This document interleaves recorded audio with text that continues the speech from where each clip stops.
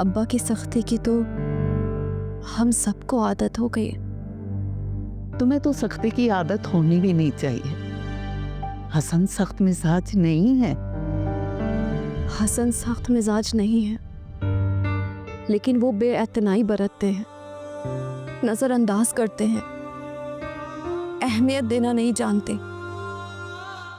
सब मर्द ऐसे ही होते हैं, शुरू शुरू में अकड़ दिखाते हैं, फिर सब ठीक हो जाता है।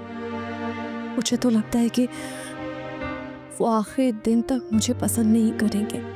लेकिन तुम कोशिश भी कहाँ करती हो? ना उसकी पसंद का तैयार होती हो, ना उसकी पसंद का ड्रेस पहनती हो। आज भी देखो ना, क्या पहना हुआ तुमने।